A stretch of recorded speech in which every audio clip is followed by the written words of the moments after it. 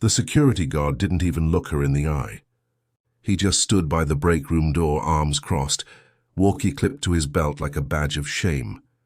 2 managers flanked her, one fake sweet, the other tight-lipped, like he was doing her a favor. Everything about it felt rehearsed, like this was protocol, not personal. Like she hadn't just folded uniforms in that same room an hour ago, humming Mary J. through her AirPods. "Danielle, we're going to have to let you go." The words hung heavy, the air thick with that weird mix of pine-sol and tension. "For what?" she asked, voice steady, hands still resting on the blue polyester apron in her lap. A laminated printout was placed in front of her. Security footage, a timestamp, a transaction. 1219 unaccounted for from Register 3, your station, Mr. Callahan said, not even trying to soften it. Danielle blinked. Once. Twice. She knew exactly what day that was, but she said nothing. Not when they told her corporate reviewed the tape. Not when they said they had to report it internally. Not even when the HR lady, the one who never remembered her name, handed her a final paycheck in a sealed envelope, like hush money. Instead, Danielle stood up slow, smoothed her skirt, took off the name badge that said, "Danny, here to help," and placed it gently on the table. "Am I allowed to walk out the front door?" she asked, still calm. Callahan looked surprised, almost annoyed by her grace. The guard nodded stiffly. So she walked, past the perfume counter, past the posters of smiling associates, past the customer she helped with a stroller last week. No tears, no drama, just that same eerie calm. 2 blocks down, Danielle sat on the stoop of her cousin's brownstone, her hands still cold from the air conditioning. It wasn't that she didn't want justice. She just didn't want to beg for it. The truth lived in her chest like an ember, too small to be seen, too hot to be ignored, but she wasn't ready to fan it yet. Meanwhile, at the store, Mr. Callahan stood at the front of the staff meeting, puffed up like a rooster. "Let this serve as a reminder," he said, lips pursed in righteous satisfaction, "that integrity matters. Every penny counts. Loss prevention is everyone's job." He didn't say Danielle's name, but everyone knew. Shelley from cosmetics avoided the topic entirely. Marcus from stockroom muttered something about how he always had a weird feeling about her. But Rosa, older, quiet, barely made minimum wage after 12 years, she didn't say a word. Just stared at her shoes the whole time, jaw clenched. She didn't send anything else, but her hands stopped shaking. Later that day, Naomi burst into the room holding her phone like it was on fire. "Danny, girl, you have to see this." A video was trending on TikTok. A mother, her voice trembling, standing in her kitchen with a toddler on her hip. Her name wasn't mentioned, but Naomi was already typing in the comments. "That was my cousin. They fired her over $12, but she was the one who paid it." The post exploded. By midnight, $12 was trending. By morning, local news was calling. By noon, the store locked its social media pages, and Danielle, she still hadn't said a word, but the world was finally listening. Danielle didn't check her phone the next morning, not because she didn't care, but because she needed one moment where the world wasn't tugging at her dignity like it was on clearance. The kettle whistled. Naomi was already talking to someone on speakerphone, her friend Simone from hair school, who somehow knew someone who knew a local reporter. "They want to interview her. Today, if possible," Naomi said, eyes wide, like she couldn't believe this was real. "Girl, I told you, this ain't over." Danielle sipped her tea and stared at the fridge. Her own quiet stillness was starting to feel heavy, not like shame, more like armor. She didn't want to cry on cue for a camera. She didn't want to become someone else's symbol. She just wanted to tell the truth, without having to prove she deserved to be treated like a human being first. "I'll do it," she said softly. "But not for them. Not for the store. For the woman. The kids." so they know I don't regret helping. By the time the camera crew arrived that afternoon, Danielle had changed 3 times. She settled on something simple: a black knit sweater, jeans, the same braids pulled back in a low ponytail. She didn't want to look put together. She just wanted to look like herself. The reporter, a black woman named Kendra, with kind eyes and matte lipstick, greeted her like family. "I know what this is," Kendra said, mic clipped to her blazer. "We're going to let you speak. No edits unless you want them." And Danielle did. She told them what happened, not with anger, but with that same even tone she had when she stood up from the breakroom table. She told them about the apple, the mother, the look on that child's face. She didn't say the store's name, didn't have to. People already knew. The segment aired that night. 10 minutes, no music, no sad filters, just Danielle on the couch, hands folded, her voice calm as she said, "$12 isn't worth a child going to bed hungry. That's what I believed. That's what I still believe." And when Kendra asked if she'd do it again, Danielle didn't blink. Every time. The clip went viral. $12 became more than a trend. It became a statement. People started sharing their own stories. Cashiers who slipped change into a palm. Teachers who bought lunch for students with accidental meal debt. Bus drivers who looked the other way when a mother with 3 kids begged for a ride. Danielle's name trended nationally by the weekend. By Monday morning, someone from the corporate office had emailed, "We would like to offer an apology and discuss opportunities to bring you back in a different capacity." Danielle stared at the screen. Naomi laughed so hard, she spilled cereal on the carpet. "They want you back now? After dragging your name through the dirt? Girl, please." Danielle just clicked archive. She hadn't spoken her final truth yet, but she would. And when she did, they wouldn't just regret firing her. They'd wish they'd never underestimated her to begin with. By Tuesday, Danielle's inbox had become a battleground. Messages flooded in like a rising tide, some from strangers thanking her, others from journalists and influencers asking for interviews, podcast appearances, panel discussions. But one email stood out. It was short, no signature. Just, "You didn't deserve that. I was in the room when they decided. They knew. I'm sorry." Danielle read it 3 times. She didn't need to know who sent it. She already did. At the store, tension was crackling through the fluorescent-lit aisles. Customers were whispering. Some walked up to cashiers and asked, "Is that the place from the news?" A few left carts half full when they recognized the logo from the trending hashtag. Callahan was livid, behind closed doors, of course, but his voice still carried. "She made us look bad. This isn't about race, it's about policy. She violated protocol." Rosa, the breakroom veteran, muttered under her breath, "Protocol ain't hungry. Protocol don't cry at the checkout lane." No one responded, but a few eyes met hers and nodded. By Thursday, Danielle had made her decision. She agreed to speak on a live stream organized by a local justice coalition. Feed with Dignity. Not sponsored, not corporate, just people, mostly black and brown, who'd seen what Danielle did and said, "That's us." It wasn't in a studio. It was in a church basement, folding chairs and soft fans humming in the background. Naomi sat up front, holding her phone high for backup footage. Danielle stood behind a wooden podium, hands a little sweaty, heart steady. "They called it theft," she began, "but I call it community. I call it care." The room was quiet, listening. There are policies that don't make space for people, for mercy, for kindness, but I made space that day for a little boy's apple, for a mother's peace. And they fired me for it.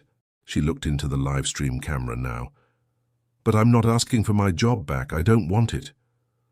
I want change." A pause. Then the room erupted. Not loud, but deep. Applause that felt like roots taking hold. By Friday morning, over 1.6 million views. The store's Yelp page was locked, their corporate Instagram deleted. Naomi scoffed. "Chile, they better be prepared to pay you for every syllable." Danielle smiled, not bitter, just sharp. The next move? It wasn't going to be corporate. It was going to be hers. The email sat unopened for 2 days. Danielle didn't ignore it out of spite. She just didn't feel rushed, not anymore. A little boy tugged at her sweater and whispered, "Did you save the apple for that kid?" She bent down, met his eyes, and said, "I just gave it back to him." He grinned like she'd given him something too. That same afternoon, a former assistant manager from the store, Kim with the neat curls and nervous eyes, asked to meet her privately. Danielle pulled a small notebook from her tote. Inside were notes, timestamps, policies, names, records Rosa had quietly passed her, messages from customers, screenshots from internal memos now being leaked online. "You still work there, right?" Kim nodded slowly. "Then tell me how they train new hires on donations and register discretion," Danielle said. Silence. Then, "That's quite an ask." Danielle didn't flinch. "It's not an ask. It's the cost of using my name to fix your image." Another pause, longer this time. "We'll need to discuss internally." Danielle smiled. "I figured you would." Later that night, Naomi scrolled through her feed and burst out laughing. "Girl, they turned off comments on every post again. You shook them." Danielle just nodded, peeling an orange on the couch. She didn't need their spotlight anymore. She had her own, and she was just warming up. By the next morning, the company had released a carefully worded statement. Lots of words, very little weight. They regretted any distress caused. They were proud of their diverse staff. They were in active dialogue with community partners to rebuild trust. But nowhere in the statement did they say her name. Danielle's face had been on every news site, every tweet, every trending reel, but the company that fired her couldn't bring themselves to say, "We were wrong to fire Danielle Carter." That silence said everything. Rosa called her that night. "Mija," she said, "I'm tired. I stayed quiet too long." Her story had started with a till-short 12-19 teen. Now she had evidence of tens of thousands stolen from dignity, stolen from context, stolen from the truth, and she was bringing it all. The hearing wasn't on TV, just a stuffy room with low ceilings, tired chairs, and a camera mounted in the corner live streaming to YouTube. But Danielle's entrance shifted the air. Not because she strutted in. She didn't. She walked in quiet, wearing the same black knit sweater from the first interview. Her hair pulled back. No makeup. Just clarity. Her seat was in the second row behind the mic. She waited. Let the execs go first. Let them mumble about miscommunications and training gaps. Let them sweat under the glare of council questions. And when her name was called, she stood up, slow, walked past them, and took her seat at the mic. She didn't read from a speech, she didn't cry, she simply told the truth. Calm, steady, undeniable. What I did cost me my job. What they did cost them your trust. But I'm not here to punish them. I'm here to ask that you don't let another child lose a meal, because someone in a back office didn't know what it feels like to be hungry. Danielle bowed her head, not out of humility, out of relief, because finally someone saw the whole of her, not just the girl behind the register, but the woman behind the movement. Outside, a small crowd had gathered, not protesters, supporters. The news didn't break with fireworks, just a quiet update posted at 6:42 p.m. on the city's legislative page. Item 6B passed, mandate for community discretion training and store-level emergency aid funds, unanimous. Danielle stared at the screen, blinking. No confetti, no applause. Just one line that meant every big box chain in the city, now had to train its employees on dignity, not just theft. 1219 had become a line in legislation. The next day, her name was on a banner, not the kind hanging from a skyscraper, a cloth one, painted by kids and hung across a community garden fence. Thank you, Danielle, for seeing us. She walked past it on her way to a planning meeting. No longer a former cashier, now a founding board member of Feed with Dignity Foundation. They were mapping out community fridge expansions, 10 already greenlit, 3 funded through anonymous donors, though Naomi swore one was a certain NBA player who reposted the live stream. Danielle didn't want her face everywhere, but she did want this to grow. So she showed up, not for fame, for the kids putting apples back in checkout lines. Meanwhile, City Center, the store that fired her, had gone quiet. Their parent company had tried to pivot, rebranded, new colors, new messaging, but customers weren't buying it. A year's worth of outreach couldn't fix what a girl in a black sweater had revealed in 10 quiet sentences. And word spread that Callahan had been quietly reassigned. Rosa texted a single line. His office is now a storage closet. Naomi screamed, laughing when she read it aloud. Danielle just smiled. She didn't need to destroy him. His arrogance had done that work. Thank you, Ms. D. Danielle crouched down. Can I keep this? He nodded, beaming. As she stood, the mother said quietly, You didn't just give us food. You gave me back my pride. I didn't even know I'd lost it. Danielle hugged her, tight. Then it was never gone, she said, just buried like mine. Buried, like... She walked home that evening, her tote full of flyers and apple juice boxes, the crayon picture tucked safely inside. And for the first time in a long while, she wasn't carrying weight. She was carrying legacy. It rained the day they unveiled the first community fridge with Danielle's name on it. Not heavy rain, that soft kind, the kind that feels more like a blessing than a storm. Naomi held the umbrella. Danielle held a ribbon-cutting pair of scissors with hands steadier than she remembered ever having. The fridge was tucked into the side of a neighborhood center, painted with murals of fruits, flowers, and smiling faces. On the side, in looping letters surrounded by vines, read the words, Give with dignity, take without shame. Dozens gathered under ponchos and hoods. Kids laughed, elders clapped. And Danielle, she stayed quiet, until someone handed her the mic. I was fired over $12, she began, voice low, steady, full. $12.19, that's what they said was missing. She paused, looked at the children lining the sidewalk, one of them gripping a fresh apple with both hands like it was gold. But what they didn't see was what I gave, not what I took. They didn't see the mother who held her breath at the register, the little boy who reached for fruit like he wasn't sure he deserved it. They didn't see kindness. They saw theft. And maybe once, I would have accepted that, stayed quiet, moved on, found another job where people only see your name tag and not your name. She looked out at the crowd now, no tears in her eyes, just light. But I didn't move on, I moved forward, with all of you. So let this fridge, this space, it be more than cold air and canned soup. Let it be a reminder that sometimes the world gets it backwards, and we have to turn it around with love, with truth, and when needed, with fire. A pause, then applause. The real kind, not polite, not performative, but soul deep. Afterward, as the crowd dispersed, Danielle stood by the fridge, one hand resting on its cool surface, the other holding a folded letter someone had slipped into her palm. It was handwritten, from Rosa. Thank you for doing what I never had the courage to do. You taught me that quiet doesn't mean powerless, it just means patient. Danielle smiled, folded the letter again, and tucked it beside the drawing from the little boy, both now pressed into the same journal she carried with her.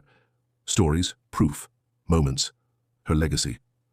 That night, back on the couch, Naomi scrolled her phone, while Danielle sipped her tea. Did you see this? Naomi said suddenly, holding up the screen. They're naming a school program after you. The Danielle Carter Fund for Acts of Courage. Danielle raised an eyebrow. That's a mouthful. Naomi smirked. You earned every syllable. Danielle didn't respond right away, just took another sip, let the warmth fill her. Funny, she murmured. All I wanted was to pay for an apple. Naomi grinned. Yeah, and instead you planted an orchard.